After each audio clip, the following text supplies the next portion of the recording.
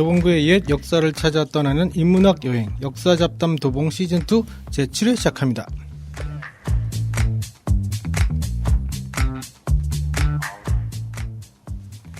안녕하세요. 역사잡담 도봉의 진행을 맡은 역사를 요즘 이제 나무 위키로 공부하고 있는 락피디입니다. 네, 나무 위키 에피소드도 많고 좋더라고요. 네. 시즌2는 이제 도봉의 역사 인물에 대한 이야기를 가지고 진행을 하고 있는데요. 오늘도 쟁쟁한 패널 분들 나오셨습니다. 자, 각자 소개해 주시죠. 네, 현대사 공부하는 금강경입니다. 네, 비가 추적추적 오면 날개가 젖어버리는 팅커벨입니다. 근현대사를 아우르는 현대사 전공자 이다사입니다.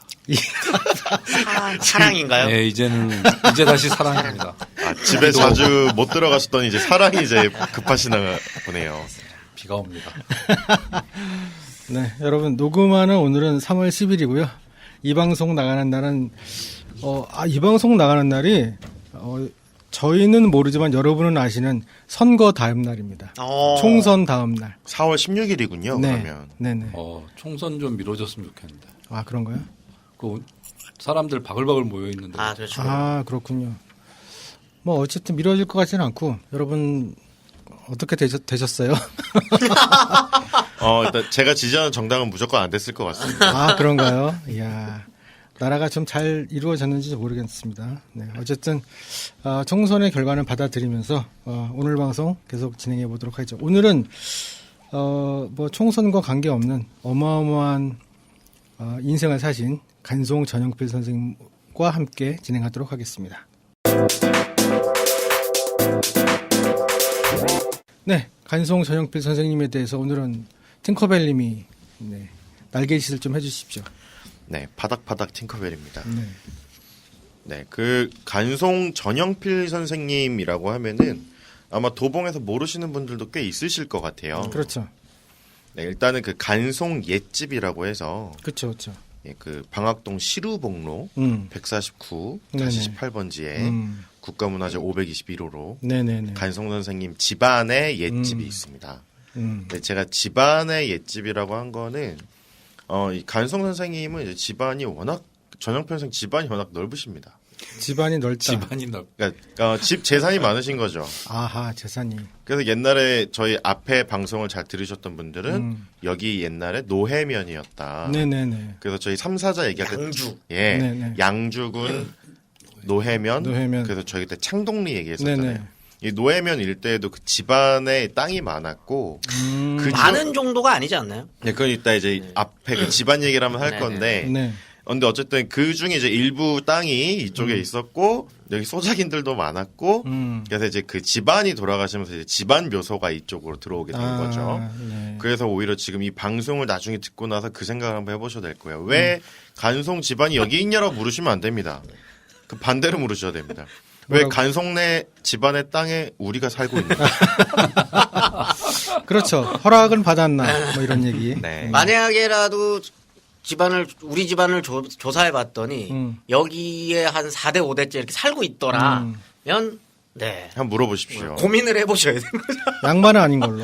그렇죠. 아닙니다. 양반들도 있어요. 양반도 네. 소작짓습니다. 아, 힘들면. 그런가요? 예. 그렇죠. 아, 그랬군요. 그러신 분들은 이제 좀 이제 나이 많으신 집안 어른한테 여쭤보시면 돼요. 우리 집 50년 전에 뭐 하셨나요? 50년이 아니지. 한국 전쟁 전에 100년, 뭐 100년, 하셨나요? 100년 전에. 100년 전. 이게 이제 그 농지개혁 전에 그때까지 이제 여기서 이제 소작을 하셨을 수도 있으니까. 근데 부끄러운 거 아닙니다. 노동의 역사는 참 그럼요. 아름다운 거죠. 저희 네네네. 집은 거의 빼박이에요. 노비 집안.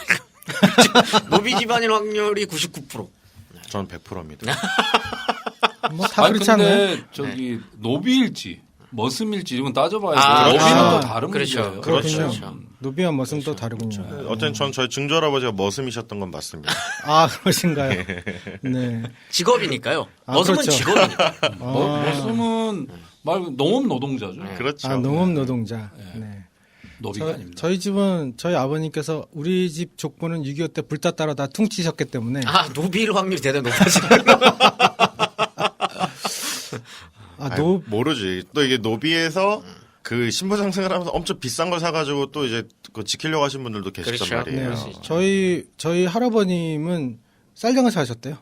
잘 사는 집안이셨네요. 모르겠어요. 쌀 장사요? 그러면 약간 전용필 집안이랑 비슷한데? 아, 그런 것 같지는 않고 경상북도 청송 쪽에서 쌀 장사 하셨는데 원산에서부터 쌀 갖고 오면 오는 길에 일본군한테 다 뺏기고 거상이셨나 보네요. 그래도 그러니까 아닌 것 도매 같아요. 쪽이 소매는 그러니까 아닌 거 지역에서 도매인데? 파신 게 아니고 쌀 멀리서 도매하는 건데? 예. 도매는 좀 사시는데. 모르겠어요. 하여튼 뭐 6.25 때 불탔다로 다 퉁치고서는 저희 집안 족보가 없습니다. 근데 얼굴에 구김살이 많으신데요, 근데? 그러니까요. 이게 바로 해방 전후에 이제 그렇죠. 계급이 이어지지 않았다라는. 그렇죠. 네. 그래서 이제 지금은 이제 저희가 어쨌든 오늘은 간송 전영필 선생님 이분의 집안과 이제 출생 얘기부터 한번 풀어 나가 보도록 하겠습니다. 네. 이분은 1906년생이시고요. 아, 네, 저희 지난번에 함석건 선생님. 네, 함석건 함석건 선생님이 1901년생이셨잖아요. 네네네네. 이분은 1906년생이시고요. 막내네요. 네.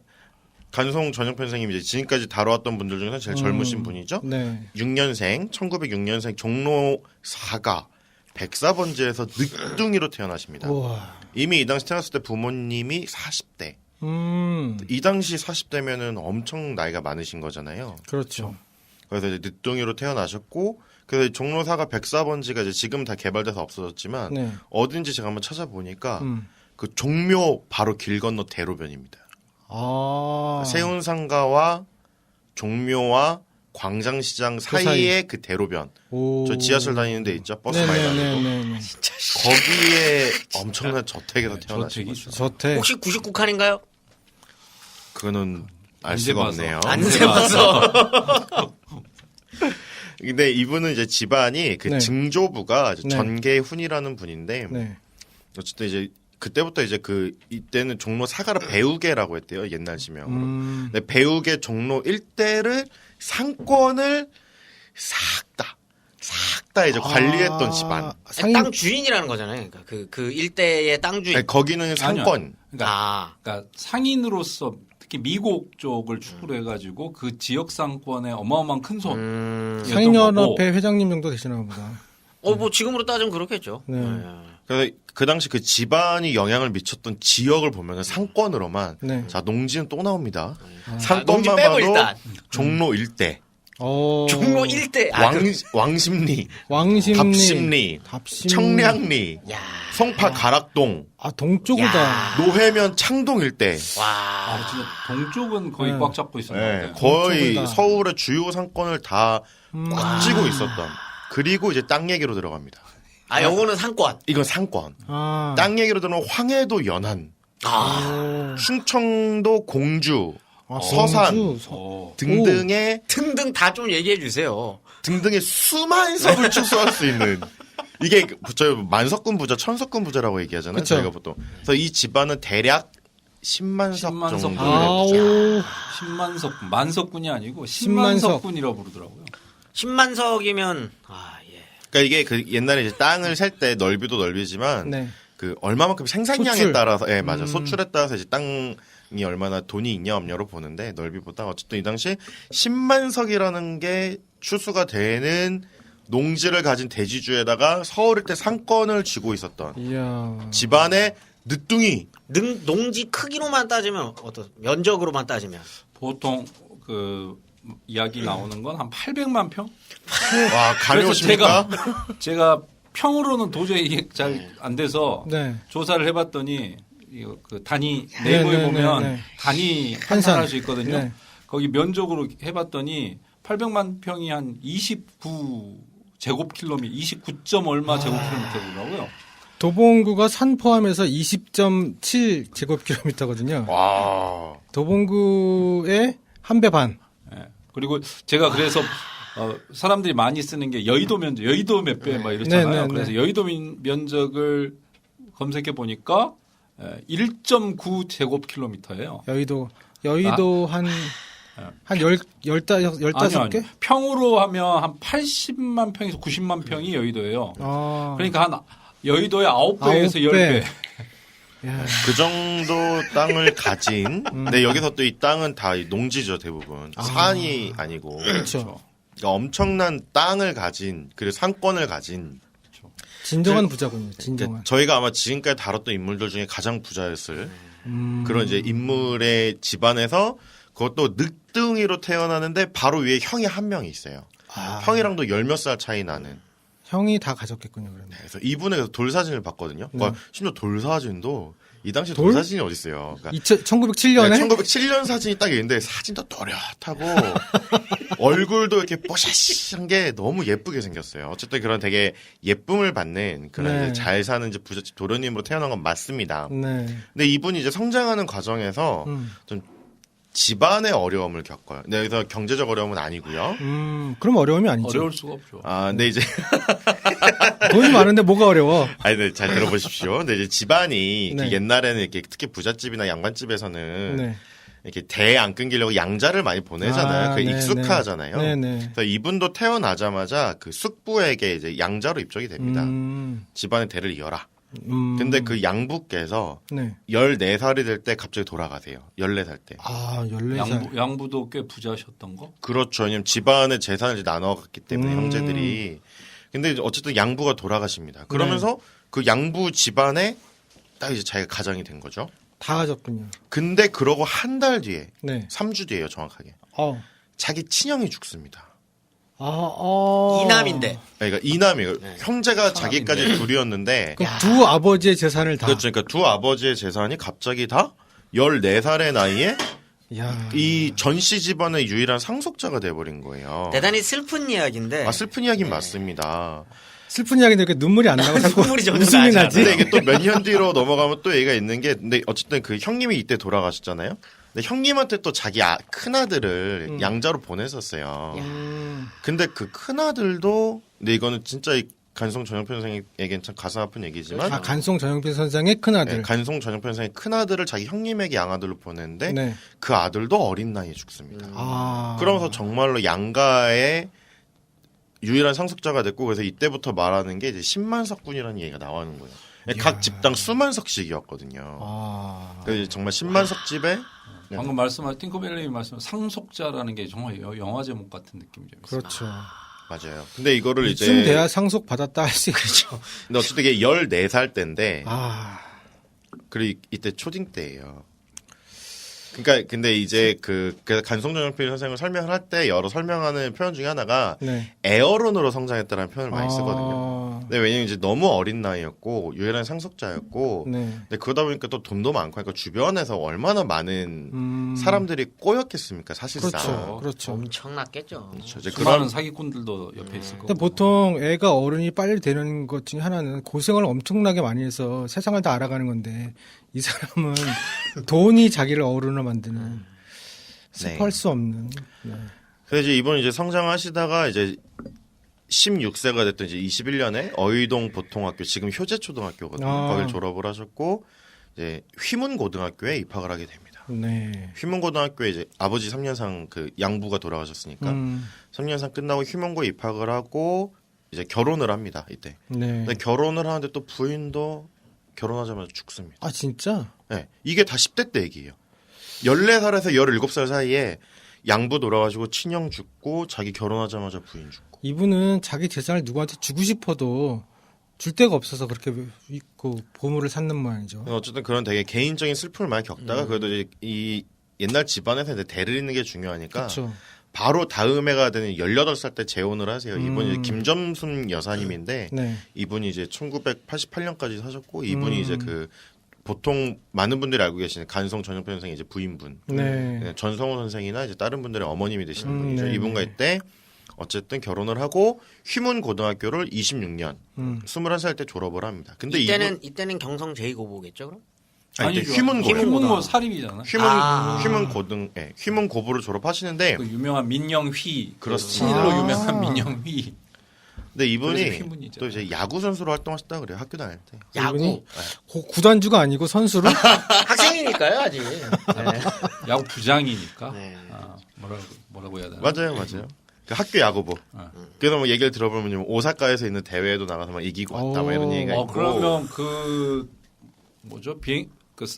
비행기 싹과 채제비 배 타고 이런 거 그렇죠. 다 됐겠죠. 네, 전시 집안에서 나오지 야. 않았을까. 전세기를 몰지 않았을까? 전세기 충분히 가능하죠. 진짜로 실제로 간 게 있어요. 전세기로? 30, 40년대에 일본의 이따 이제 주로 이야기되겠지만 그 문화유산 미술품이 나왔다 네. 그래가지고 네. 실제로 거기 가가지고 직접 비행기로? 받아옵니다. 와. 받아오는 게 아니죠, 사옵니다. 네네. 와. 그러니까 이분이 그 휘문고 다닐 때는 삼총사가 있었다고 그래요. 이 삼총사. 삼총사분이 아, 다들 친구를 정말 잘 둔 이총사 두 얼마? 명이네요. 이총사 진짜 나머지 부럽다. 이총사. 근데 약간 이때 이거 그러니까 야구부장 전영필 아, 네. 그리고 미술부장 이마동 마동. 이분이 이제 나중에 보성학교 교사하다가 나중에 홍익대에 학장 되시는 분이거든요. 아, 네. 그다음에 축구부장 박정휘 아. 이렇게 셋이 이제 삼총사로 학교를 잘 다니셨다고 합니다.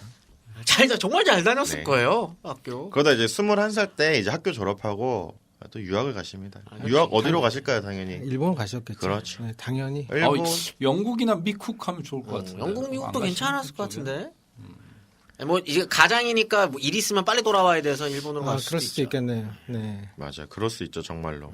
그래서 이때 그 와세다 법대에 입학을 오. 하고요. 와세다.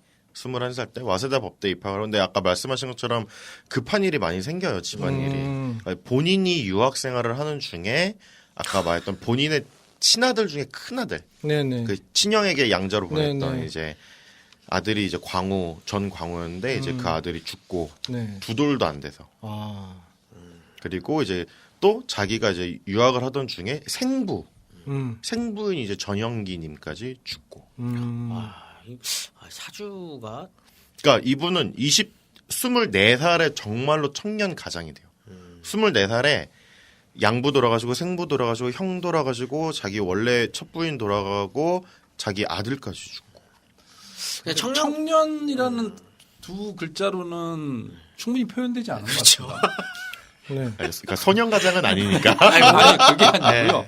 그게 아니고 나이만의 문제는 아닌 것 같다. 뭐 이런 가장이지만 보통 이제 청년 가장, 뭐 소년 부유한 가장, 예. 아니 부유는 너무도 약하다. 그렇게 얘기를 할 때는 원래 이미지들이 있잖아요. 떠오르는 이미지. 단칸방에 살면서 아니 가장은 가족들이 그냥. 이렇게. 아니 그런 이미지가 있다는 거지.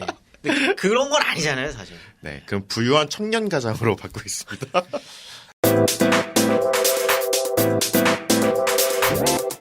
가슴이 하나도 안 아파. 아니 근데 이분이 그래도 저는 대단하다고 느낀 게 우리 앞에 방송 아마 안 들으셨던 분이 다시 들으시면 좋을 것 중에 그 동아일보를 세웠던 김성수, 네.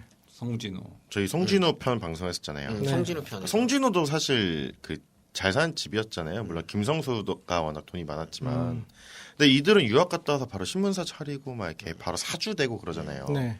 근데 이분은 어쨌든 유학을 갔다 오니까 그 유일한 집안의 이제 상속자였고, 네. 근데 이분은 이때 사업을 시작하는 게 아닙니다. 왜 사업을 시작하겠어요? 갑자기 이해되는데?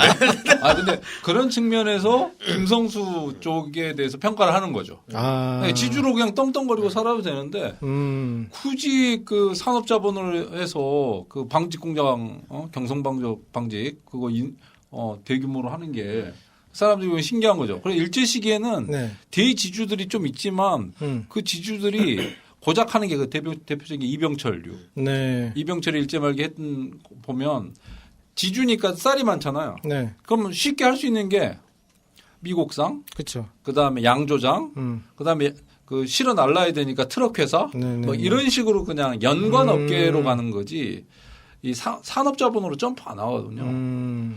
그래서 이제 흥미로운 거고, 뭐 이 전영필 같은 경우에는 제가 봤을 때는 그런 어떤 뭐랄까 경영 뭐 이런 쪽에는 별로 관심이 없었던 것 같아요. 저는 알 것 기업 같아요. 체류 경영. 왜 안 했는지. 왜요? 그 호남, 경상 이쪽에 계신 부자들은 중앙의 메인스트림에 인정받고 싶은 거지. 아, 굉장히 날카로운. 네. 네, 굉장히 날카로운 게. 어떻게든 뭔가 튀어서 뭘 해보고 싶은데 메인스트림에 있는 사람들은 그러니까 부자긴 한데 나는 돈만 많은 부자인 거야. 난 그냥 가만히 있어도 돼. 세상이 날 따라서 움직여. 그렇죠. 서울 부자죠. 예, 니들은 막 열심히 해서 부자. 그 거슬러 올라오지만 난 세상이 날 따라 움직여. 이러니까 뭐 할 필요 없는 거 아니겠어요? 락피디님 굉장히 정치적 감각이 있는데 공부하셔야 되겠는데요. 네, 저희 역사 할아버지 공부를. 미곡상. 이게 여기도 미국상이야. 지금 서울에도 그러신 분들 많아요. 그렇죠. 네. 강남 메인스트림에 땅 갖고 있는 사람들 굳이 사업 안 합니다. 그럼요. 예, 거기서 그냥 건물주로 사시거든요. 네, 그렇죠. 뭐 하느님이 건물주. 근데 어쨌든 이분이 이제 일본 유학을 왔잖아요. 네. 청년 부유한 가장이 돼서 25살에. 음. 근데 이제 이분이 이때 이제 만나면서 교류하기 시작한 게 오세창 선생이거든요. 야. 근데 오세창 선생은 엄청 장수하셨던 분이기 때문에 50년대까지 교류를 하는데 그러니까 이 간송 전영필을 이해하려면 두 어른을 기억해야 돼. 하나는 고희동이고 하나는 오세창인데 고희동은 이제 본인이 휘문고 다닐 때 네. 미술 교사예요. 아. 근데 이제 그 휘문고, 그러니까 일본 유학 가기 전에 네. 휘문고 다닐 때 많이 교류를 했던 선생님이라고 알려져 제자복 있네. 있고. 제자복 있어. 아니 그리고 고이동은요. 네. 그러니까 한국 미술사의 어떻게 보면 원로. 아. 네네 맞습니다. 그러니까 우리 근현대 한국 미술사에서 이야기할 때 가장 첫 번째 나오는 사람이 맞습니다. 고이동이에요. 아. 서양화로 유학을 갔던 첫 사람이거든요. 진짜로요? 네. 근데 서양화 유학을 하고 네. 한국에 돌아와서 동양화로 전향을 한 인물이에요. 되게 독특한 인물이거든요. 그 약간 신지식인층이기도 하면서 전통 문화에 대한 강한 애착을 가졌던 사람이 자기 고등학교 때 선생님인데 가까이 교류를 했고, 네. 근데 이제 그러다가 이제 고등학교 졸업하고 유학을 갔다 오지 않았습니까? 네네. 또 이제 고이동이었던, 그러니까 학교 선생님이었던 고이동이 오세창에게 이제 전영필을 소개시켜 주는 거예요. 근데 오세창은 그 아마 그저 고등학교 때 네. 근현대사를 열심히 공부했던 분들 기억할 이름인데 오경석이라는 개화사성가가 있습니다. 내 친구 이름이랑 똑같은데? 흔한 이름이죠, 경석. 네네네. 아, 그렇군요. 네. 오경석이 이제 차남이기도 하고 네. 민족 대표 33인 중에 한 명이에요. 1919년 3.1운동. 오. 천도교를 대표했던 인물 중에 한 명이에요. 그러니까 천도교. 오세찬은 방금 말씀하신 대로 오경석이면 역관 집안이기 때문에 그렇죠. 중인 중인이죠. 집안이고, 근데 이제 그 뭐랄까 개항 이후 이런 상황 속에서 저 천도교 쪽하고 연관되어 있었고, 그리고 오세창이 유명한 게 대단히 문장을 잘 썼어요. 그러니까 그 서예, 아, 이런 거 서예를. 있잖아요. 예. 그런 어떤 한문의 글씨 이런 거에 굉장히 조예가 깊었던 네. 것으로 그러니까 유명하죠. 문학과 그림 이런 쪽에 엄청 조예가 깊었던 사람이에요. 아, 네. 근데 이 나이대를 보면은 오세창 선생이랑 전영필 선생이 거의 50살 차이 나거든요. 오. 지금 여기 나이를 보니까 굉장히 장수하셨네요. 네네네네. 90세까지 사셨네요. 그러니까 아니다. 한 40살 정도 차이가 나는데, 그러니까 네. 할아버지 뻘인 오세창, 아버지 뻘인 고희동, 그다음 아들 뻘인 전영필 이렇게 같이 어울리면서 이제 뭔가 이때부터 이제 본격적으로 오세창 선생에게 이제 그 한문 아까 그 오늘 서울대 이다사 교수죠. 오늘 이다사 선생님 맞으시죠? 이다사. 네. 이다사 이다사입니다. 선생 네 이다사 선생님이 말씀하신 것처럼 이제 뭐 문학 아니면 그림 그러니까 그림을 보거나 이게 진짜인지 아닌지 이제 어떤 게 진짜 조선의 미술인지 이런 걸 배우기 시작한 아니 거예요. 근데 이거 좀 사실 좀 신기해요, 저.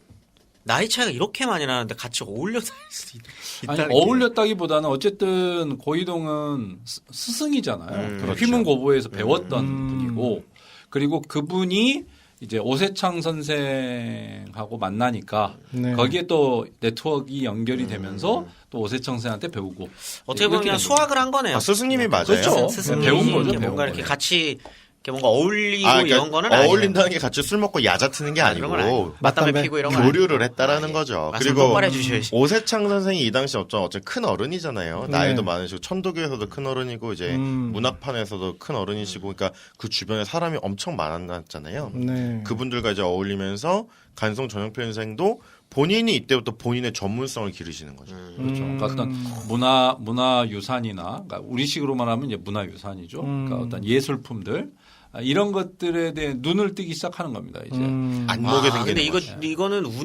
이분도 운이 되게 좋았네요. 이상한 사람 걸릴 수도 있는 딱 조건이잖아요. 위에 그렇죠. 어른들 집안 어른들 다 네. 돌아가시고 돈만 많고. 돈을 엄청 많은데 여기서 이상한 놈 하나 꼬였으면 진짜 집안 다 말아먹는 거 근데 이제 솔직히 그런 어려울 것도 수 있어요. 그러니까 그 주변에 어떤 사람이 어떤 사람이 걸렸다 안 걸렸다라도 볼 수 있지만 이 전영필이라는 사람이 그런 기질이 있는 거죠. 그렇기 그렇죠. 때문에 그런 네트워크가 형성이 되는 측면도 있는 거예요. 항상 바깥과 안은 같이 움직이는 그렇죠. 거잖아요. 그러니까 아무리 밖에서 흔든다고 해도 예, 뭐, 그렇죠. 예, 그 자기 주체적으로 아무런 그런 어떤 뭐랄까요 소양이나 관심이 없다고 한다면 이런 길로 가지 않죠. 그렇죠. 그래서 이제 30년대 활동이 네. 이 일본에서 돌아와서 이제 25살 때부터 이 30년대 활동, 25에서 30대 중반, 40대까지 활동이 이제 진짜 우리가 알고 있는 문화재를 수집하기 시작한 간송 전용필의 삶이 시작되는 겁니다. 대단히 이른 나이에 시작을 그러네요. 하는 25세. 와. 저랑 거의 지금 한 11살 차이. 근데 이게 가능했던 게 아예 그 이순황이라는 네. 전문 중개인을 아예 잡아요. 그러니까 이 사람이 돌면서 국내에 있는 여러 수집품들을 모으기 시작하는 거죠. 이순황이라는 사람이. 네. 그럼 이거를 오세창 선생 아까 말씀드렸죠. 네. 오세창 선생은 엄청난 여기에 오늘날로 따지면은 감정을 잘할 수 있는 사람인 거죠. 조회가 있었던 거죠. 워낙 이제 뛰어난 분이니까. 원래 시작도 약간 그런 어떤 그 좀 강한 민족 의식 속에서 어떤 보존, 민족의 문화재를 보존 이런 건가요? 아니면 그냥 기호 뭐 이런 근데 거요? 아마 이거는 오세창 선생과 그 이제 고등학교 선생님이었던 고이동의 영향이 있었던 것 같아요. 왜냐면 고이동이라는 사람도 이제 그 전통문화예술 애호가로 유명했던 사람이고 또 민족의식에 대해서 많이 있었고 오세창 선생은 3.1운동 민족대표 33인인데 천도교 쪽 인물이고 그래서 이제 이순황이라는 사람이 물건을 가져오면 오세창 선생이 감정을 하고 전용필이 구매를 하는. 근데 이게 단순히 돈만 대줬다는 게 아니고 또 오세창 선생과 이제 스승 제자 사이기 때문에 이 물건이 왜 어떤 의미가 있는지 아닌지 또 감정하는 과정에서 배우는 거죠. 옆에서. 이제 그렇게 하다가 이제 34년이 되면은 북단장이라는 곳을 이제 성북동에 개설을 하게 됩니다. 땅을 사고. 이 북단장이 이제 나중에 뭐가 되지요? 간송미술관? 아니요. 이건 보화각으로 가고. 보화각. 맞죠? 그 자리가 보화각이 되는 거예요. 아닙니다. 아닌가요? 그 아니에요. 북단장은 네. 그러니까 이게 그 간송 선생이 돌아가시고 나서 크게 남긴 두 군데가 하나가 북단장이고 하나가 보화각이에요. 다른. 근데 북단장은 성북동에 있는 거고 네. 이게 나중에 이제 한국민족미술연구소가 됩니다. 어. 그리고 간송미술관이 이 원래는 연구소 산하에 있는 박물관이 되는 거예요. 보화각이 나중에. 네. 근데 어쨌든 그 성북동 일대에 이제 땅을 마련을 해서 북단장이라는 곳을 이제 개설을 하게 됐고요. 근데 이맘때 이제 그래서 삼남인 전성호 선생도 태어나고 하는데 근데 이때 이제 더 사업을 본격화합니다. 사업이라고 하면 좀 그렇군요. 아니에요. 문화 사업을. 네. 사업이죠. 그러니까 아까 맞죠. 이순황이라는 사람이 중개인이라고 그랬잖아요. 네. 이게 34년 되면은 이제 이순황이라는 사람은 이제 그 여러 고택들을 돌면서 물건을 수집하던 사람이에요. 근데 이제 진짜 경매 시장에 나오는 걸 사들여야 되는 게 급이 된 거예요. 그래서 아예 일본인 전속 중개인을 두게 됩니다. 신보 기조라는 사람을. 그러니까 일본인 골동품 상이에요, 이 사람은. 그럼 어디 중개인이고. 어디서 경매 시장이 열리는 건가요? 경성에 예. 아. 경성에도 당연히 경매 시장이 있었고요. 네. 일본 동경에서도 뭐 다 있을 거 아닙니까? 경매 시장이. 그러니까 당연히 이 사람은 일본인 골동품 상이기 때문에 그 네트워크가 있잖아요. 네네네. 정보가 있고. 이 사람을 아예 전속 중개인으로 둬가지고 그러니까 전속 중개인을 둘을 둔 거예요. 국내 고택을 돌아다니는 조선인 사람과 이제 각종 경매를 돌아다니면서 정보를 얻을 수 있는 일본인 양쪽 다 중개인으로 두고 네. 오세창 선생과 본인이 감정을 하고 돈을 지불하면서 이제 물건들을 사들이기 시작하는 거죠. 이게 원래 옛날 이야기를 들으면 이렇게 상상하면서 듣게 되잖아요. 그렇죠. 그 전에 1화부터 6화까지는 되게 상상을 할 때 흐릿했어요. 흑백 사진이 되게. 네. 예, 원래 사람 임신한 게 그렇잖아요. 갑자기 칼라 TV가 됐나요? 아니, 흑백은 흑백인데 되게 또렷하고 뭔가 세련되고 이 사람 원래 배경을 알고 우리가 들으니까 예전에 저희 녹음했던 것들이요. 네. 들보다 오늘 게 오늘 게 더요. 훨씬 더 또렷하고 뭔가 멋있어 보이고 뭐 품이 커 보이고. 네, 그 손으로 만질 수 있는 것처럼. 네. 저는 그거보다 그 이승훈이라는 분과 오세창 선생이 얼마를 받고 했을까? 이순환과 오세창 선생님이 얼마를 받고 했을까? 그런 생각도 들고. 근데 이 오세창 선생에게 뭐 당연히 월급을 주지는 않았겠죠. 월급 아니고 건당으로 갔겠죠. 그렇죠. 건바이건. 그러니까 건당으로. 건바이건이죠. 건바이건. 그러니까 부동산 임대, 그러니까 네네, 중개처럼. 건바이건입니다. 아니 근데 어쨌든 간송 전용필 입장에서 금액이 스승이기 2%. 때문에 근데 경제적 지원을 사실 했던 것 같아요. 왜냐면 이제 50년대 회고를 보면은 네. 나중에 1950년대 회고를 보면은 이제 그 오세창 선생의 그 뒷바라지나 이런 경제적 지원을 했다라는 얘기가 나오는 걸 보면은 어쨌든 뭐 스승이 힘들게 살고 하시면 뭐. 스승은 스승이고요. 계약은 계약이죠. 그러니까 그것보다 저기 뭐죠? 아까 이순황 네. 중개인에게 중개인에게는 얼마나 이거를 딱 보여줬은 사례가 있는데 네. 네, 한 5%는 주지 않았을까요? 5% 한 넘을걸요. 아, 센가요? 이분의 화끈함을 보여주는 몇 개의 사례가 있는데 그 중에 하나를 말씀드릴게요. 네. 우리 오늘날 알고 있는 그 국보 70호인 훈민정음 있잖아요. 네. 해례본. 네. 음. 저희가 간송본이라고 오늘 많이 얘기하는 네, 네. 이거를 1940년에 구매하거든요. 40년. 근데 이때 일화를 보면은 그러니까 간송 전용필이 이제 많은 물건을 사들이니까 네. 이미 그 집 주변은 얼마나 그런 중개인들이나 골동품상이 그쵸. 많았겠습니까? 네. 많이 줄을 들고 섰겠죠. 들어왔겠죠. 네, 들고 줄 서 있겠지. 들어왔죠. 근데 어느 날 그 중개인 중에 한 명이 막 되게 급하게 움직이길래 잡았대요. 네. 왜 그렇게 급합니까? 어디 가니? 음. 그랬더니 천천히 말했겠지. 훈민정음이 발견됐다. 아. 그래서 이걸 사야 되는데 1만 원이다. 그때 1만 당시 1만 원. 1만 원이면 대강 지금쯤 얼마쯤? 집 한 채가 참고로 1,000원이었습니다. 열채. 한 10억. 열채. 10억이 아니죠. 그러니까 요즘 집 그때 한 채가 그 한- 중개인이 10억 정도 이야기. 이거를 내가 이제 사야 되니까 돈을 모아야 되잖아요. 그 사람도 중개인이니까. 그쵸, 그쵸. 1만 원을 구하러 돌아다니고 있습니다. 이런 거예요. 음. 근데 간송 전용필이 4억에 11,000원 주겠네. 1,000원은 자네 10%네요. 수급이다. 10%네.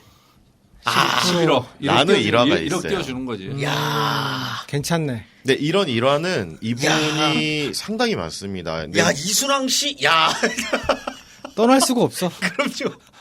야, 근데 이 화끈함은 이제 뒤에 계속 나오게 계속 되는데요. 나오고. 아하. 어쨌든 이제 그러다가 이제 1938년 오늘은 그 설명을 일단 간단하게는 그 생애를 얘기하고 네네. 그 물건을 어떻게 사들였는지 에피소드 뒤에 한번 모아서 네. 다시 말씀을 드릴게요. 그러다 이제 38년이 되면은 이때 전쟁 때인데 아, 저희 중일 앞에서 네. 이맘때가 중일전쟁이 그때요. 시작했죠. 그쵸. 막 그 도봉 창동 집알아볼 때. 삼사자분들 이제 이미 다 올려고 막. 네. 양계장 알아볼 때. 낙향할 때 네. 아무것도 못할 때 네. 가인 김병론 이미 와 있고. 그렇죠. 나머지 그렇죠. 분들은 이제 이 어묵한 세상을 또 어찌할까 이러고 있는 상황이죠. 그래서 이제 네. 창동에 이제 막 문을 모이기 시작하는. 두드리기 네. 직전.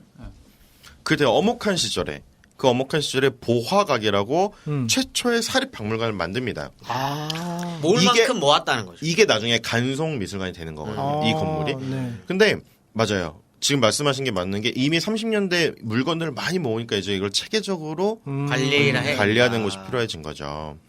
근데 이 보화각을 전쟁 때 물자를 동원하고 노동력을 동원하기 쉽지 않거든요. 그쵸. 그때 막 뭐 놋그릇도 다 가져가고 뭐 그랬다고. 그러니까 그러죠? 모든 물자를 전쟁 수행에 적합하기 위해서 다 통제하거든요. 그래서 이제 그러니까 불필요한 것, 불효불급한 곳에는 네. 최대한 물자가 안 가게, 아. 전쟁 수행 쪽에 가게. 그렇게 그렇죠, 하거든요. 그렇죠.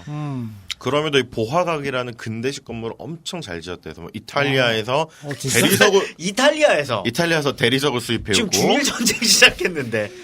야, 아, 그 당시가 수에즈 운하가 뚫렸나요? 문화 수혜주 하나 있을 때죠. 있죠. 예. 아, 그러면 이탈리아에서 배로 그거를 싣고 왔다는 얘기잖아요? 그렇겠죠. 야. 근데 제가 본 중국 중개상한테 사지 않았을까요? 일본이나. 마카오나 홍콩을 거쳐서 왔겠죠. 어쨌든 그리고 이제 건물을 지을 때도 아까 말씀드렸다시피 이제 엄청 소작인이 많았잖아요. 아, 네. 그러니까 이제 소작인들을 통해서 이제 인부를 직접 살 수가 없으니까 소작인들을 통해서 지었다라는 그런 좀 기록도 있고요. 방학동 쪽 그 선조들 좀 조사해 보면 나오겠네요. 아, 이분은 노예면 주민들 일단 다 동원되신 거죠. 그랬던 것 같아요. 그래서 이제 딱 30년대까지는 이렇게 아까 말씀드린 것처럼 그 성북동의 북단장이라는 곳을 만들고 또 여기 그 보화각 오늘날 네. 성북미술관이 되는 여기를 짓고 40년대가 되면은 이때 40년대가 됐는데 35밖에 안 됐거든요. 한창 때다. 네. 야. 이때 이제 동성학원이라는 걸 설립을 해서 아, 드디어 교육 사업을. 예, 이제 교육 사업으로 넘어가시는 거예요. 40년대가 되면은 보성 고등 보통학교를 이제 인수를 하고요. 네. 본인이 이제 직접 운영까지 나서기 시작합니다.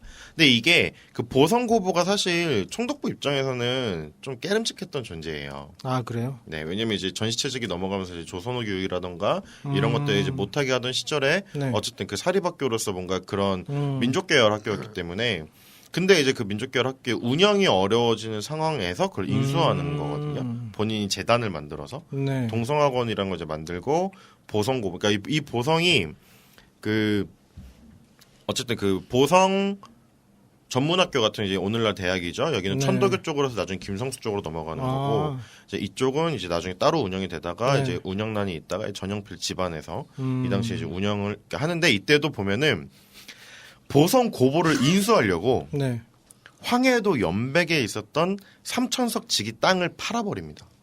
어... 삼천석이 나던 땅. 10만석 갖고 있는데요. 근데 저도 그래서 많다 했다가 10만. 에? 최소 수만 평은 판 거죠. 농지 수만 평. 수만 평. 그만큼의 가치가 있었나요?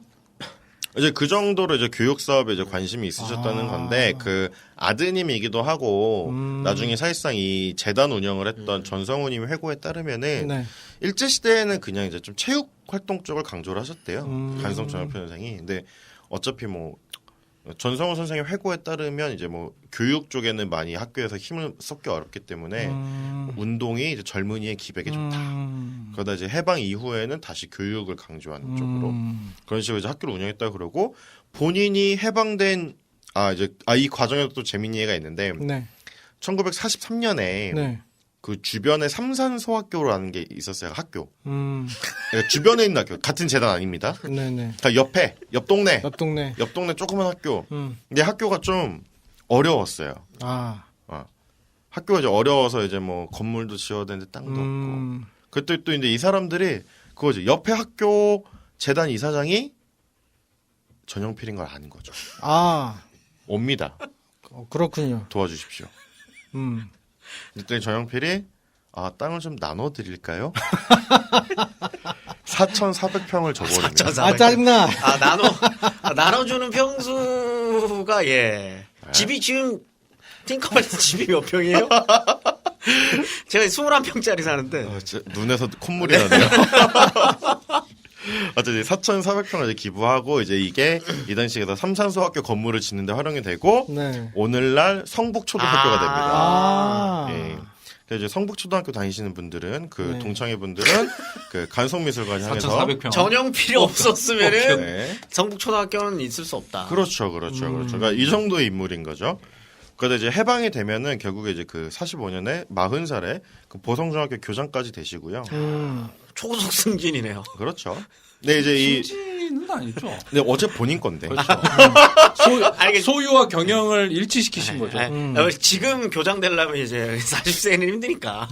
근데 이제 보성학교 교육의 특색 이거 저는 사실 어떤 분이 논문을 쓰신 거에서 이걸 인용한 건데 네.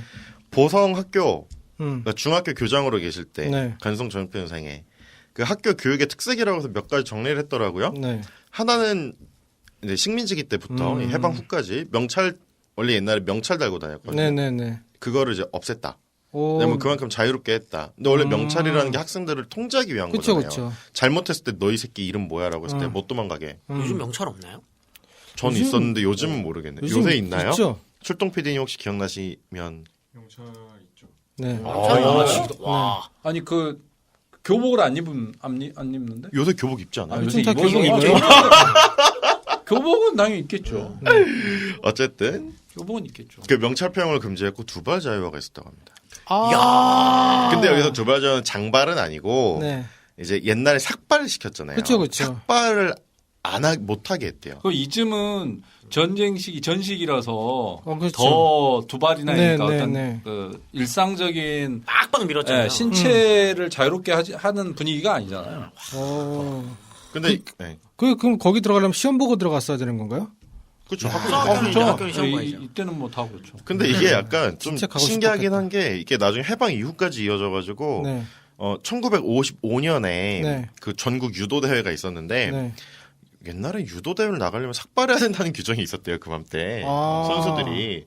근데 보성중학교 애들은 선수들이 삭발을 안 한 거죠. 머리가 길구나. 그래서 1등 했으면 그래서 문제가 된 적이 있대요 그게. 아, 그래서 머리 길다고? 어떤 학생이 난 삭발하고 나가겠다. 근데 너 그 학교 자퇴해라. 멋지다. 아니 네. 근데 유도를 머리끄댕이 잡고 하지도 않는데 그러니까 뭐 이거 분명히 50년대 그- 사회 분위기인 것 같아요. 아니 일제 시기 그런 게 유풍이에요. 있어요. 네, 그런 거죠. 정신 유도 뭐 이런 거. 유도 이거에 대한. 그런 것도 있었고 또 이 당시에 영화 관람을 허용하게 해줬다 학생들에게. 극장은 있었나요? 국정, 아, 예. 국정- 있죠. 많죠. 식민지 시기에 오. 중요한 취미 생활 중 하나입니다. 근데 아, 락 물론 PD님 인테리어 어리셨을 때, 네. 락 PD님 어렸을 때 극장 가면 혼나지 않았나요 학교에서? 저희는 그냥 단체로 시험 단체 끝나고 관람 관람 했어요. 있죠. 그래요. 네. 단체로 가서 봤어요. 아니, 지금 락피디님 나이를. 굉장히- 아 죄송합니다. 제가 너무 올드하게 봤네요. 아니 그게 아니고 굉장히 그 명작들 많이 봤는데 단체 관람으로 그러니까 이 당시까지만 임마누엘 해도 1000명씩 가가지고 이제 이 당시에는 약간 영화 관람이 약간 이렇게 음. 비싸기도 하고 그리고 약간 이렇게 뭐 탈선의 느낌이 그쵸, 그쵸. 있었는데 네. 그거를 허용을 했고 심지어 너네 보기 어려운 부모님이랑 가라고 이렇게 아니면 이제 뭐 나중에 단속에 걸렸을 때 약간 이렇게 커버 쳐주고 문화생활을 즐기라는 그렇죠, 느낌이네요. 그렇죠. 그리고 이거는 논문 쓰신 분이 장점이라는데 저 이건 장점이라고 사실 생각 안 합니다. 뭔데요? 중간 기말고사가 아니고 매주 시험을 보게 했다. 그래서 근데 그거는 그건 수시 시험이 아닌데 그럼. 아니, 회고에 보면 네. 회고가 아니고 그래서 이분은 그래서 이걸 장점이라고 하면서 이제 되게 열심히 교육시켰다는데 음. 근데 중학교 학생의 10%가 유급이 됐대요. 그래서 매년 10%를 유급시켰대요. 걔는 좋겠다. 계속 그 학교 다닐 수 있고. 아 근데 그거 되게 훌륭한데요? 정말 저는 아니 그게 저는- 뭐가 훌륭하냐면 머리 길러 영화 봐. 대신 공부는 열심히 해. 계속 시험 봐. 제가 그런 고등학교 나왔거든요. 아, 그런가요? 안 좋아요. 아. 저희 고등학교 때 머리 다 염색하고 다녔거든요. 오. 다 머리 기르고 네네. 그 수능만 잘 보면 돼 이런 학교였는데 좋은데? 어쨌든 저는 별로 좋지 않게 기억하기 때문에 그리고 이제 해방된 이후에 영어 교육을 강화했다고 합니다. 글로벌 하시네. 네. 네, 어쨌든 이태리에서 대리석 싸우시는 분인데요. 그러면 이태리어를 해야죠.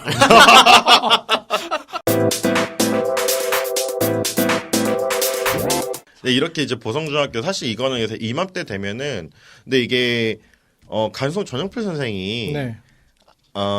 이미 해방 후가 되면은 이게 본인 그러니까 40대밖에 안 되거든요, 사실. 네. 근데 우리는 젊네라고 하지만 이미 이때 아들들이 많이 여기저기 활동을 하기 시작해요. 아.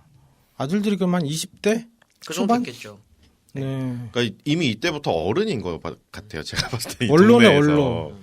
근데 그걸 이제 그게 어느 때 딱 나오냐면 이제 한국 전쟁 얘기로 넘어가는데 아, 네. 전쟁이 나면 당연히 물건들이 그쵸. 어떡해요. 귀해지죠. 진짜 근데 이거 다 아, 쌓아둔 문화재인데. 것들. 아 그리고 폭격 맞으면 어떻게 쌓아둔 것들. 불나거나. 그래서 이제 이때 보면은 처음에 우리가 바로 밀리지 않습니까 서울이? 네. 네. 그래서 그때 실제로 인민군들이 간송미술관에 있던 거를 이 당시 이름 간송미술관이 아니지만 네. 다 들고 가려고 했다고 그래요. 북으로. 아. 그래서 그 물건을 막 싸게 하는 거예요. 근데 솔직히 잘 쌌겠습니까? 그쵸. 막 구겨 넣겠죠. 네. 근데 간송 전영표 선생의 기록을 보면은 식민지기에 이런 물건들을 수집을 할 때 진짜 애정이 많았던 것 같아요. 그러니까 물건을 수집을 하면 그거를 제대로 보관하기 위해서 오동나무 장을 다 짰고 심지어 어떤 그 미술 작품이 있거든요. 네. 표구. 근데 그 미술 작품을 산 가격이 1,000원인가 그런데 그거를 표구하는데 또 1,000원인가 쓰고 그래요. 아. 그러니까 그- 관리와 운송 이런 거에 대한 관심도 대단히 높으셨군요. 그렇죠. 근데 그랬던 분인데 이제 한국 전쟁이 나니까 이 물건들이 다 큰일 난 완전 거지. 인민군들이 가져가려 쌌는데 다행히도 싸놓기만 하고 넘어가진 않아요. 아. 그 중간에 막았던 분들이 또 계셨기 때문에 이때 간송은 이제 다른 데 피난을 가 있었고 네. 근데 그리고 이제 한국군이 다시 이제 미군이 이제 수복을 하면서 서울로 돌아오잖아요. 네. 서울로 돌아왔을 때 이 물건들을 중공군이 내려오니까 또 이제 놔두고 가면 안 되잖아요. 그쵸. 인민군이 들고 갈 뻔한 거 알았으니까. 네. 그래서 이거를 지방 영주로 옮겨버려요. 근데 어쨌든 다시 올라올 거 아닙니까? 네. 또 올라왔는데 그 영주 별장에 자신의 아들 중에 한 분 보고 관리해라 이럽니다. 아. 근데 그랬다가 이제 좀 불안한 거죠. 그래서 다시 서울로 갖고 와라 이제. 전선이 이제 더 밀릴 것 같지 네, 않으니까 네. 서울로 올라오자마자 그 영주에서 불이 나요. 그 별장가 어떤 별장이었는데 그러니까 진짜로 그거를 그때 서울로 또 안 옮겼으면 큰일 날 뻔했네. 이분 인생의 타이밍이 굉장히 중요하네요. 인생은 타이밍. 이분은 근데 타이밍 태어났을 때 타이밍 필요 없게 태어나셨잖아요. 다 알아서 죽어주고 움직이면 다 불나고. 맞습니다. 네. 그러다 이제 50년대가 되면은 이제 전쟁 끝나고 나서 이런저런 활동을 하시는데 네. 근데 기본적으로 그 공직에는 관심이 없으셨다고 다들 얘기를 해요. 관심이 없었겠지. 아까부터 오늘 방송하기 싫으세요? 다 같아도 관심 없었겠다. 그 정도면. 근데 이 정도면 문화부 장관급이죠. 아, 그렇죠. 모실 수 있는 급이지. 근데 이제 미군정에서도 그 네. 고고문화재 보존위원회 활동을 하셨고 해방 후에 한국 정부에서도 문화재 보존위원회 활동을 하시긴 했는데 그렇게 막 공직적으로 나갈 생각 안 하셨던 것 같고 오히려 50년대 주 활동은 전쟁 때 어쨌든 그래도 피해본 물건들이 있잖아요, 사실은. 네. 그러니까 네. 다 들고 내려갈 수도 없었고 영주로. 음. 그러다 보니까 이제 다시 소실된 물건들을 사들이거나 음. 아니면 이제 50년대에 활동했던 여러 미술학자나 음. 여러 예술품 관련된 학자들과 잡지를 만들고 논문을 쓰고 그들에게 지원을 하는 쪽에 많이 역할을 하게 됩니다. 아, 진짜 이러고 살고 싶다 정말. 근데 이때가 개인적으로는 가장 경제적으로 궁핍했던 시기라고 해요. 네? 간송 전용필 선생한테는. 뭐 어떻게 굽힙? 그러니까 예, 다 기준은 다르니까요. 네. 왜냐면 엄청 땅이 많았는데 네. 그 1950년 이제 농지 개혁 이후에 사실 그 50년대 이전에 있었던 땅 부자들이 네. 좀 이게 나중에 유가증권 그러니까 땅을 정부가 살 때 정부에게 팔 때 이제 네. 받았던 증권이라는 게 있는데 네. 그게 나중에 뭐 인플레라던가 전쟁이라던가 여러 이유 때문에 사실상 휴지 조각이 되거든요. 똥이네, 네. 똥이지. 네, 맞아요. 그래서 어쨌든 이때 또 재산을 많이 잃으신 것도 있고 그럼에도 불구하고 예전처럼 계속 물건을 사들이던 것도 있고 하니까 좀 상대적으로 궁핍해졌다 그러고 네. 그러다가 이제 1962년이 되면은 57세에 돌아가십니다. 근데 이분- 급성 신오염이라는 게 갑자기 와가지고 아, 57세에 갑자기 돌아가요. 거기서만 불행하네. 그렇죠. 네. 그래서 이제 돌아가신 다음에 그 북단장이라는 곳을 나중에 이제 그 후배들이나 자녀들이 한국민족미술연구소로 만들고 보화각 아까 말씀드렸던 38년에 네. 세워진 최초의 그 사립 박물관을 네. 오늘날 간성미술관으로 바꾸게 된 거죠.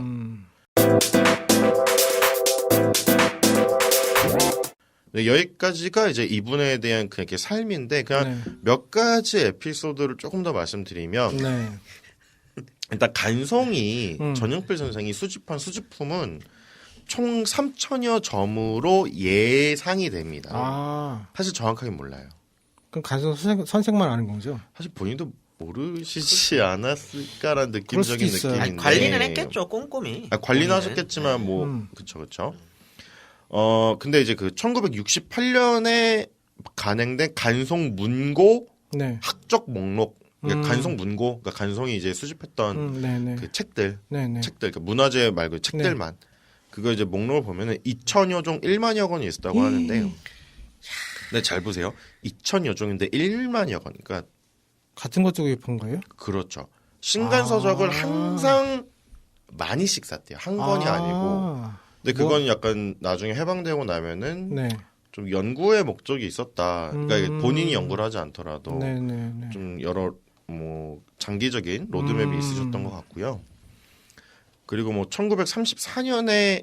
1934년이 아까 말씀드린 그 처음에 중개인 두면서 이제 네네. 처음 이제 문화재 수집하기 시작하셨을 때 이때 그 돌호랑이 석호 아, 한 쌍을 집 한 채 값인 1,200원에 샀고 네. 이게 이때부터 지금까지도 그 한국 고미술연구소 앞에 있습니다. 아, 그리고 이제 아마 이분이 많이 문화재를 수집했다고 그러지만 어떤 게 있는지 잘 모르실 거예요. 네, 그쵸. 근데 혹시 그 광고에도 많이 나오는데 혹시 단오풍정이라는 그림 아세요 혹시? 단어 풍경. 이렇게 막 그네 타는 것처럼 네. 이렇게 이게 아마 신윤복일 네. 겁니다. 신윤복 그림이 단오풍정. 네, 누가 이렇게 그래타 이거 한번 다 국보잖아요. 네 맞아요. 훔쳐보고 있는 거? 국보 135호인데요. 아, 이 단오풍정이 하나가 아니고 이게 해원 전신첩이라는 거 안에 들어가 있어요. 근데 이제 이게 이 당시에도 엄청 유명했다고 합니다. 아. 이게 나중에 감정가가 높게 나온 게 아니고 원래부터. 이 해원에 이제 작품이 모아져 있는 그림책이잖아요. 그래서 이게 엄청 유명했고 그 당시에 이제 그 경매시장에서도 이제 핫 아이템이었던 것 같아요. 근데 이제 이거를 구매하려고 몇 년을 공들였다. 그래서 이걸 구매했을 때 매우 즐거워하셨다라는 얘기도 있고요. 그리고 이제 오늘날 우리가 그 백자 청자, 그러니까 그 네. 애국가 나올 때 나오는 거 있잖아요. 네네네. 조선 백자와 고려청자 대표적으로 네. 나오는 거 이게 다 국보잖아요. 네. 그 국보 68호에 이제 고려청자도 35년에 2만 원에 사십니다. 집 두 채? 아니요, 20. 20채. 20채. 아, 20채. 20억 정도. 그리고 1936년 바로 다음 해에 또 국보 294호인 백자를 네. 14,000원에 사십니다. 아. 그리고 근데 그러면 끝나지 않아요. 그분은 그렇게 팡팡 사면 그 이제 돈이 점점 없어지지 않을까요? 아니, 그러니까 뒤에 이제 일상적으로 네. 소장료가 들어오니까. 아. 기본적으로 운영하는 자금력 자체가 좀 다르죠. 네. 그렇죠. 그러니까 상상이 안 되나요? 애초에 수입이 많은 집안도 맞고요. 네. 그걸로 많이 물건을 산 것도 맞고요. 근데 이제 한 방에 물론 그 매년 사는 것도 저희가 봤을 때 한 방에 큰 거지만 그렇죠. 더 큰 거를 인수하실 땐 땅을 실제 파셨던 것도 맞죠. 그래서 이제 1937년이 되면은 네. 1937년에 그 영국인인데 일본에 오래 살던 변호사가 있어요. 존 개츠비라고. 아. 네, 변호사였는데 네. 이 사람이 이제 일본 생활을 오래 하다가 본국으로 돌아가는 거예요. 영국으로. 근데 이 사람이 도자기 컬렉션을 가지고 있었어요. 아. 영국인인데 네. 오리엔탈리스트죠. 음. 그 서양인들 중에 중국이나 인도에 있는 예술품을 네, 네, 되게 맞습니다, 좋아하는 맞습니다. 그 오리엔탈리스트 통영. 이존 개츠비가 그래서 그 도자기 컬렉션이 있었는데 여기 네. 고려청자랑 조선백자 등등이 다 포함이 돼 있었어요. 근데 자기가 이제 영국을 가는 네. 거예요. 이거를 일괄 인수하겠다. 아, 한 큐에. 조선으로 들고 가겠다. 아. 그래서 전영필 선생이 직접 도쿄로 갑니다. 아. 그래서- 협상을 해야겠군요. 네, 존 개츠비를 만나는 거예요. 네. 그래서 어쨌든 얘기가 됐겠죠. 바로 그때 전세기 타고 가요. 이 존 개츠비. 가오를 보여줘야지. 존 네. 개츠비가 네. 그래서 그 물건들을 다 싸매고 서울로 옵니다 또. 크게 불렀구나. 크게 불렀네. 그러면서 이제 이때 얘기를 보면 되게 좋은 얘기들이 많이 나와요. 이 정도면 땅 파셨을 것 같은데. 그렇죠, 맞습니다. 그렇죠. 이때 이제 공주에 있는 땅을 다 팝니다. 충남 공주에 있던 땅. 야, 도대체 뭐였는데요? 이때 넘어온 것 중에 국보가 있나요? 그건 사실 그 전년도랑 전전년도에 사셨는데. 근데 어쨌든 그 간송미술관이 가지고 있는 여러 컬렉션 중에 네. 백자랑 청자류가 엄청 많다고 그래요. 아, 그 그게 그럼 컬렉션이 그 사람 거였나 보다. 근데 그 중에 이제 국보가 된 건 그 전년도랑 전전년도에 산 거긴 한데 이 컬렉션이 있었고 그리고 간송 선생이 어쨌든 조선 거 말고도 중국 것도 많이 구매했다고 합니다. 그래요? 근데 이제 이 중국계 대부분 한국 전쟁 때 이제 못 들고 가가지고 왜냐면 조선 것만 먼저 들고 가다 보니까 많이 훼손이 된 게 이제 중국 자기들인데 네. 그게 다 이 컬렉션에 들어가 있었던 거죠 예전에는. 그래서 그런가요? 간송과의 어떤 뭘까요? 굉장히 기억에 남는 일화들을 이렇게 남긴 것들 좀 읽어보면 이제 아주 젊은 이쪽 문화재 쪽에서 일하는 네. 젊은 친구들하고 이렇게 술자리를 갖게 되면 네. 이제 술을 좀 좋아하셨나 봐요. 그래가지고 수차에 걸쳐서 술을 마시고 네. 꼭 집에 좀 데려다 달라고 한대요. 아. 그러면 집에 이제 종로잖아요. 가깝잖아요. 네. 가서 이제 그럼 들어가십시오라고 하면 가볍게 한 잔 더 하고 가게 들어와서 그럼 네. 이제 집에 들어가자면 네. 큰 그 한옥집에 네. 기와집에 들어가서 이제 사랑채에 딱 들어가는 거죠. 네. 그러면 술이랑 뭐 좀 내오게 그러면 이제 새 술상이 딱 그렇죠. 따뜻한 안주가 한 잔만 기다리는 마셔보고 거죠. 싶네요. 근데 거기에 있는 제 야. 남긴 그 회고 중에 그러니까 기록 중에 네. 인상적이었던 게 두 사람 다 그 남긴 거에 공통적으로 뭘 얘기하냐면 네. 술을 이렇게 나눌 거 아닙니까? 그 네. 사랑채에서 네. 러브샷. 고려청자에 마셨답니다. 야, 술잔을. 네, 술잔을. 그래서 그 고려청자의 그 은은한 거기에 술을 마셨던 게 너무 인상적이었다. 진정한 부자군요. 야. 이야, 정말. 근데 이분이 문화재에 대한 근데 그거는 그 사람을 엄청 진짜 근데 귀한 손님이었던 것 같아요. 왜냐면은 그 간송미술관이 생기기 전에도 네. 그 물건들을 쌓아놨을 거 아니에요. 근데 그게 사실 수장고니까 안 열어두잖아요. 다 이제 잠가놓고. 근데 기록들을 보면은 그 학생들에게 일부 잠깐 이제 개방을 해서 보여줬다. 그런 얘기도 있고 조선의 마지막 총독이었던 미나미 지로가 네. 찾아왔었대요. 보고 싶다고. 보겠다. 안 보여줍니까? 마지막 총독은 아니고. 미나미 지로가 왔는데 30년대 36년부터 41년 정도까지 40년 초반까지 있었죠. 미나미 지로가 왔는데 안 보여줘요? 보여줘야죠.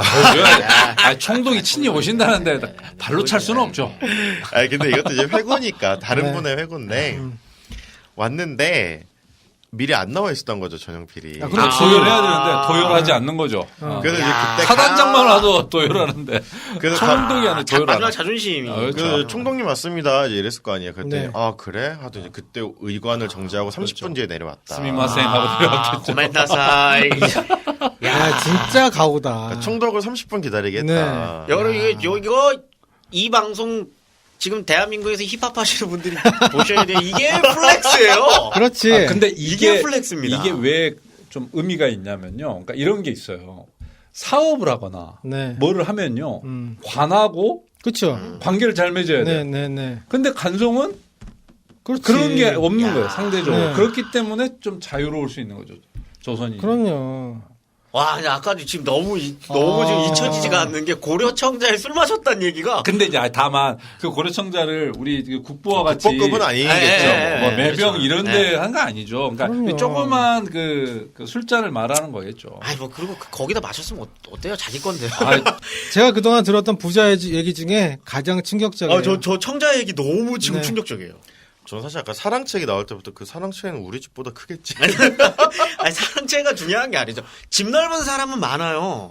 집 넓은 사람은 많다고요. 근데 그렇죠. 고려청자에 술 먹을 수 있는 사람은 없죠. 술이 얼큰이 취해서 네. 지인과 함께 음. 술상을 보고 거기서 청자에 근데 이분은 까오가 있는 거죠. 이게 네. 고려청자 진짜 좋은 거 국보급아 이런 거 사올 때는 그냥 농장 하나씩 팔았대요.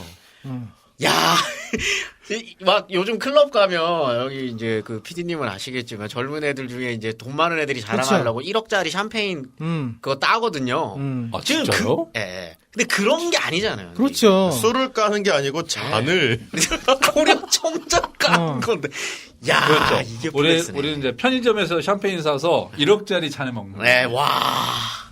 이게 플렉스네. 근데 그 1억짜리 잔이 내 거야. 아, 그러니까 그게 중요하더라. 그게 중요하다고요.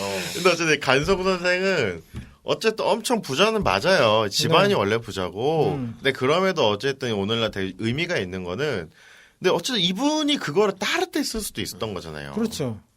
그냥 회사를 차렸을 수도 네. 있고 아니면 자기가 잘 먹고 잘 살고 그냥 많은 돈으로 무엇을 할 수 있느냐에서 이분이 했었던 아니, 뭐, 그런 행위들이 존경받을 그러니까 만하다는 거죠. 술과 도박에 날렸을 수도 있고. 네. 그렇죠. 맞아요.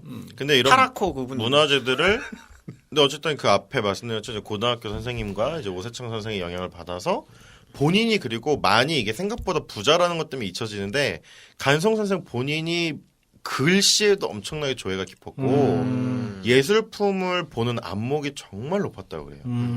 매우. 그렇죠. 그러니까 본인도 전문가인 거예요. 그렇죠. 계속 그거에 대한 관심이 계속 이제 저기 오세창 선생이나 이런 사람들과 같이 계속 교류를 하는 거기 때문에 당연히 점점 보는 눈이 눈의 그렇죠. 깊이와 높이가 커져갔겠죠. 자기 돈 쓰는 건데 본인이 공부를 하셔야죠. 그리고 아무거나 살 수는 없어요. 공부 안 하는 사람 많아요. 자기 돈 쓰면서. 네. 맞아요. 그러니까 그런 쪽에 굉장히 자기의 뭐랄까요 좀 뭐 관심이나 네. 취미라 해야 되나 어떤 그런 게 있었던 거죠. 그리고 또 보성중학교를 인수해가지고 또 운영했던 네. 그런 유경 사업도 하셨고. 부유함 때문에 능력이 지금 가려져 있네요. 근데 저는 꼭 그 얘기는 하고 싶어요. 그러니까 식민지 시기에 네. 뭐라 그럴까요? 그 이미 한말 때부터 네, 네, 네. 한말 신문을 보면요. 그 신문 기사에 거의 뭐 하루 걸러 나오는 게 도굴이에요. 아. 그다음에 어느 사당이나 그렇죠. 어디에 있는 뭐 영정 이런 거 네, 띄워서 네, 도망가고 네, 네, 네. 돌아가고 음. 비일비재했던 거죠. 그러니까 그 정도로 그 당시 상황에서 뭐랄까요? 그러니까 조선의 기존의 문화유산이라 할까, 문화재라 할까, 이런 것들이 너무 쉽게 그렇죠? 어떤 사람들에 의해서 그러니까 사라져버리고. 훔쳐가고 밀반출돼 또 있고. 그게 암시장에서 거래돼 가지고 또 이 돈 있는 사람들에 네. 의해서 수집이 되고 이제 그런 어떤 일련의 과정이 있는 거고 그건 어떤 면에서는 정말 식민지의 그렇죠. 비애죠. 식민지 상황에서 문화재라고 하는 것들이 정말 다양한 정말 네. 식민지적인 상황에 문화재들이 유통되고 네, 네. 그렇죠? 어떤 사람들에게 소장되고 그런 데 상황들이 이제 배경이 있는 거고 그런 속에서 간송이 그렇죠. 훈민정 해례본. 훈민정 해례본 여러분들 진짜 드뭅니다. 그거 예전에 있는지도 몰랐어요. 한말에는. 나중에 해례본이라는 게 발견되면서 알게 된 거예요. 그러니까 그 중에 하나가 간송본이 있는 거죠. 네. 간송이. 하나가 이제 최근에 발견돼서 네, 문제가 네, 되고 네, 있는 게 네. 있는 거고요. 그래서 이제 그런 거에서 그런 상황들까지 생각을 해보면 어마어마한 부호이지만 그 자신의 어떤 관심과 어떤 조선의 문화재들에 대한 네. 열의 속에서 그런 것들을 어쨌든 수집하고 그렇죠. 하는 것들이 이제 어마어마한 이제 해방 이후에 어마어마한 빛을 발하게 되는 거죠. 네. 그러니까 이게 우린 지금 해방됐으니까 네. 야 우리 문화재 지킨 분야라고 말하지만 사실 이때 해방될 줄 몰랐던 사람이 더 많잖아요. 그렇죠. 그 상황에서 내가 만약에 진짜로 개인적인 수집광이자 개인적인 재테크가 목적이었다면 굳이 조선 거를 그렇게 거금 들여서 사지 않았겠죠. 사고 팔으셨겠죠 또. 그렇죠. 전영필과 사실 가장 많이 비교 해야 되나? 비교되는 사람이 이병철이잖아요. 그렇죠. 아 이병철도 어마어마하게 모으죠. 네네네. 네. 그 무슨- 리움. 아, 네. 리움. 지금 리움. 리움이죠. 아, 리움. 삼성 말씀하시는 네. 네네네. 엄청 많습니다 거기도. 근데 간송미술관도 가보고 저는 리움도 가봤는데, 아, 그러신가요? 네 리움은 라피님 놀라셨네요. 리움 사람 아무나 갈 수 있어요? 그냥 돈 내면 들어가는데요. 아, 그래요? 아, 나 못 들어가는 줄 알았네. 근데 거기가 그 삼성가 집 밑에 있어요. 이태원. 네네네. 와 거기는 최신식으로 어마어마하게 화려하다 그러나? 하여튼 거의 대단히 약간 세련되고 성 느낌도 좀 네. 나고 그다음에 더 그 건물이 중요한 게 아니고 전시장이 네. 중요한 게 아니고 그 안에 수장고가 아. 늘 사람들의 관심인 네. 거죠. 저기에 도대체 뭐가 있느냐. 거기 그 수장고 중에 하나가 그 에버랜드 밑에 네. 있는 근데 네. 거기에 뭐가 있는지도 모른대요. 어마어마하다 근데 저는 그러더라고요. 간송전영필이 또 훌륭한 것 중에 하나는 어쨌든 그 교류하던 네. 문인들이나 예술 관련된 학자들에게까지 지원을 했다는 거. 저는 그게 참 중요한 역할이었던 것 같아요. 병철 형님은 그러지 않았나요? 그러니까 고급 미술이나 문화재에 관한 이른바 학계의 움직임이나 이런 것들에 대해서 자기 스스로가 또 동인이라고 생각하는 거죠. 자기도 그런 공부를 하는 그리고 사람이라고 본인이 생각하기 50년대 또 논문을 10편 정도 내요, 그거. 네. 아, 뭘 위해? 학위를 위해? 아니, 아니, 그 그냥- 본인들이 만든 잡지에, 그 동인의 잡지에. 이게 원래 좀 진정성이라는 표현이 사실 그렇게 좋은 표현은 아니라고들 하는데 아, 그런가요? 진정성이 느껴지는 그렇죠. 진정성이 느껴지는 분이네요. 근데 그분은 왜 방학동에 계시는 거죠, 지금? 그분에서 갑자기 아까 말씀드린 57세 돌아가셨는데. 노예. 네. 네, 노예면에. 그러니까 이거 왜 그분이 여기 있나요라고 물어보면 안 된다. 네, 그러지 아, 마세요. 자기 땅에? 네, 자기 땅에 그러니까 묻히신 거예요. 집안에 너희들은 왜 내 땅에 있어가 우리가 아까 그 양부가 네, 양부가 사실상 이제 우리는 양부 생부 이렇게 하지만 사실 그 호적상으로 이제 집안을 잇는 네. 아버지가 여기 계셨어요 묘소가. 왜냐면 여기에 이미 방학동에 위치한 여기 원래 고택이 있잖아요, 간송고택. 고택이 있는데 그 고택의 원래 역할이 그 황해도와 네. 이 노회면 일대 양주에서 들어오는 이제 소작 물. 창고네, 창고. 맞아, 창고. 창고예요. 그러니까 관리하던 건물이기도 하고 양부가 돌아가신 이후에는 그 무덤을 관리하는 건물이기도 전 거기도 하고. 갔다 왔어요. 거기에 이제 마름들이 있고 그런 건가요? 거기에? 그래서 이제 당연히 돌아가셨으니까 그 집안의 묘소로 가신 거죠. 저 거기 관리하시는 분을 구술을 한번 떴었어요. 제 개인적으로 논문 예전에? 쓰는 때문에. 예전에? 이 창동으로 오. 한번 논문을 쓸 일이 있어 거기 이제 오. 구술하러 갔었었는데 네. 전문가. 네, 대단히 집안 사람이 아니시더라고요. 아예 그렇죠. 다른 분이세요. 집안 사람이 그런 험한 일 하나요? 왜요? 자기 집이니까 자기가 관리되는 거예요. 원래라면 돈 많으니까 관리. 돈 많으니까. 그, 근데 거기 딱 봐도 지금은 그 주변에 뭐 아파트도 있고 이런데 네. 거기 딱 올라서서 딱 보면 땅이 좋아요. 아, 그런가요? 네, 땅이 그러면- 좋다고 느껴져요. 보통 지주가들은 네. 언덕배기 이렇게 있거든요. 네, 언덕이에요. 언덕. 그래서 저기 자기 땅이 쫙 보여야 내려다 되니까. 보이시게 쫙. 아, 그래서 거기가 약간 그럴 수 있는 언덕이고. 거예요. 아 거기가 1900년대에 만들어진 데거든요.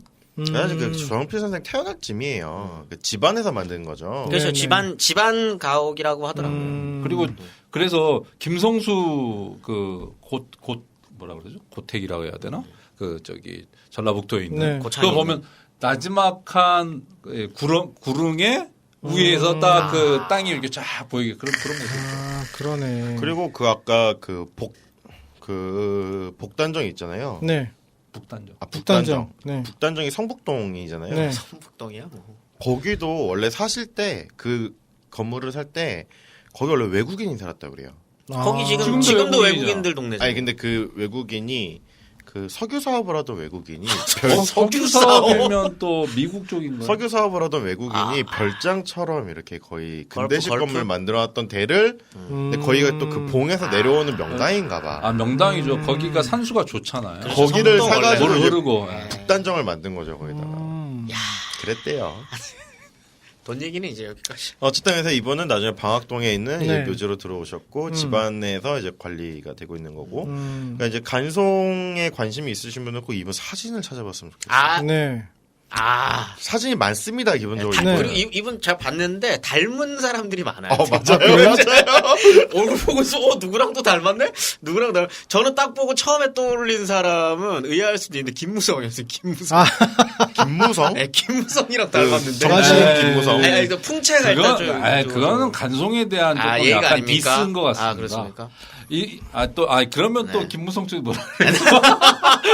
근데 여튼 하고픈 말은 간송의 어떤 그 사진 얼굴 풍모를 이렇게 딱 보면 네.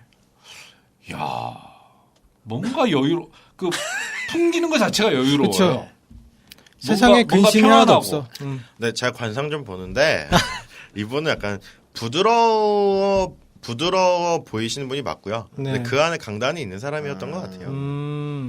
아니, 근데 저는 더 특이하다라고 생각됐던 게, 이게 분명히 식민지식이 사진이란 말이에요.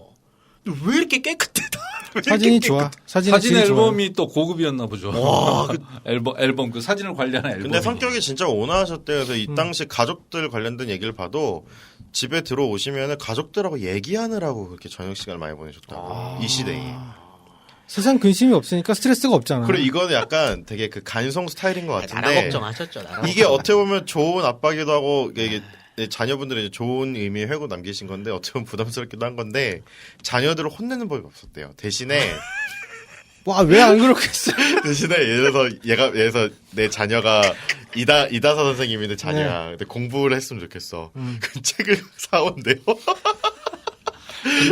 약간 그건 좋은 의미의 그 예전에 개콘에서 억수루 아, 느낌이 그렇죠, 좀 그렇죠. 나네요. 네. 그리고 이제 문화재도 걸어가다가 이 이쁘네. 문화재가 만약에 좋아. 그러면 이제 자녀랑 걸어가다가 이거 너무 좋다. 네. 그럼 이제 한 번 더 쳐다보게 한다. 실제 그랬다고 합니다. 엄청 온화한 분이었대요. 아 그리고 그것도 있어요. 그러니까 그러니까 직접적으로 자녀에게 뭐 해라라는 표현을 안 썼다고 합니다. 그 아까 그 청자로 술 마셨다는 네. 그것도 보면 그 기록을 남기고 있는 사람이 두 사람인데 네. 한 사람은 하급 공무원이에요. 그 박물관 학예지계 하급 공무원이에요. 그 다음 다른 한 분은 고등학교 선생님이에요. 이쪽 그 미술 이쪽. 네네. 네. 그러니까 그분들하고 어떤 이제 일이 있어가지고 잠깐 만나서 뭐 좀 하다. 한 분은 그 격식이 없네. 사진에 좀 조예가 있었던 고등학교 선생님. 그래가지고 그분한테 사진기 좀 살려고. 격식이 없으신 분. 자문을 구했다가 술 마시고 자기 집에 가 청자. 야, 이거 뭐 리움박물관 큐레이터가 좀 홍라이랑 그렇죠. 술 한잔 하는 거죠. 격이 다른 거죠. 그래서 저 성공한 덕후인 것 같아요. 이게. 아니, 원래 부자인 덕후죠. 네. 한국의 진정한 만수로. 만수르인데 굉장히 문화적인. 지금 고택 위치가 그래서 딱 그 창동과 덕성여대 중간보다 약간 북쪽이잖아요. 그렇죠. 그러니까 저희 고택서부터 저 밑에 그 방학 사거리까지가 살짝 비탈이에요. 네. 그러니까 거기가 좀 높은 지역이고. 그렇죠. 그러니까 그럼 거기 딱 있으면 옛날에 건물 없었으니까 방학 사거리 뭐 창동 거기까지 다 보였을 거 아니에요. 그렇죠, 그렇죠. 도봉산 아래쪽에 있어요. 자기 네. 땅 거기가 보셔야 가서- 되니까. 덕성여대는 네. 덕성여대 땅의 주인은 그럴 수도 그런가? 있겠네. 간송이가 샀나? 일제시기 그럴 간송 수도 땅인가? 이거는 한번 이거 한번 파봐야겠다. 안 파봐야겠는데. 왜냐면 그 차미리 선생이 편 얘기할 때 1930년대부터 네. 재단이 네. 사기 시작했다면서요. 근데 그 토지대장이 남아있다고 알고 있거든요, 저는. 그거 기반. 근데 산 사람은 덕성, 그 당시 이제 근화학교 재단인데, 네. 원주인이 누구였을까? 아마 찾아볼 만 하겠네요. 전시 집안이면 가능성이 있죠. 그렇죠. 전시 집안이면. 그럼 꼭 전용필이 아니더라도. 덕성여대가 낸 돈을 가지고 문화재를 사신. 그래서 그 땅을 팔았으니까. 이게 스토리텔링 좋으시네. 근데, 제가 아직 봤던 모릅니다, 것들 근데. 중에서는 네. 딱히 이 지역 땅을 많이 팔았다는 기록은 없어요. 그렇죠. 황해도 땅 팔고, 그렇죠. 공주. 충청도 땅 네, 판 건 공주 땅. 나오는데, 예. 수도권 땅은 안 파셨군요. 지혜로우십니다. 아주. 네, 진짜, 전 사실 오늘 일곱째 분 중인데, 이분이 제일 부러워요. 독립운동이고 뭐고. 락신이 이분 57세 돌아가셨네. 독립운동이고 뭐고는 좀 그래. 아니, 이분 57세. 나름대로 문화재로 독립운동 하신 거죠. 네, 57세에 고려청자로 술 한 잔 마셔보는 게, 그게 짧고 굵게 사는 거죠, 뭐. 네, 뭐 세상 볼 거 있다고. 이야, 진짜. 네, 이런 분들이 또 우리 도봉구에 묻히셨다는 거 우리가 기억하면서, 괜히 우리도 한번 부자가 되는 듯한 느낌으로 간성고택에 한번, 간성일지 한번 찾아봤으면 좋겠습니다. 오늘은 이렇게, 도봉구의 역사적 인물 간성 전영필 선생님께서 들어봤습니다. 다음 주는 마지막 편, 김수영 시인에 대해서 알아보도록 하겠습니다.